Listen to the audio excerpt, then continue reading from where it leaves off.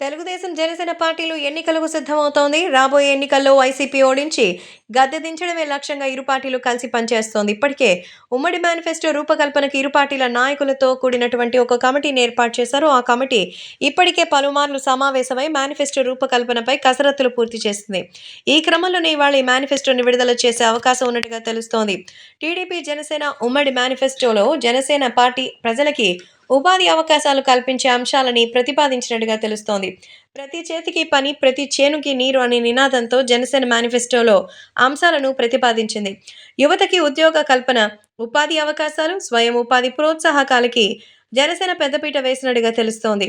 ఇక రాష్ట్రంలో పారిశ్రామిక అభివృద్ధి కూడా జనసేన ఉమ్మడి మేనిఫెస్టోలో చేరినట్టుగానే తెలుస్తోంది. ఇక టీడీపీ, జనసేన కూటమి అధికారంలోకి వస్తే వ్యవసాయానికి పెద్దపీట వేయబోతున్నట్టుగా ఈ మేనిఫెస్టోలో పేర్కొన్నట్టు సమాచారం.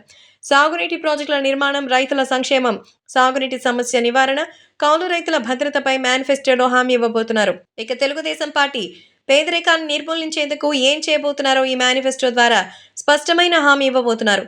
పేదలని సంపన్నులు చేసేందుకు ప్రయత్నించబోతున్నట్టుగా ఇప్పటికే ప్రకటించగా, రాబోయే 5 ఏళ్లలో పేదల ఆదాయాన్ని రెట్టింపు చేసేలా టీడీపీ, జనసేన ప్రభుత్వం పనిచేస్తుందని మేనిఫెస్టోలో పేర్కొన్నట్టుగా సమాచారం.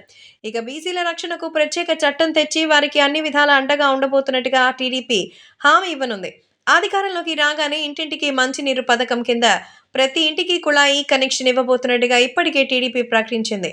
దీని మేనిఫెస్టోలో పొందుపరిచినట్టుగా సమాచారం. అలాగే అన్నదాత పథకం కింద ప్రతి రైతుకు ఏడాదికి 15,000 రూపాయల ఆర్థిక సాయం అందించబోతున్నట్టుగా టీడీపీ హామీ ఇవ్వబోతోంది.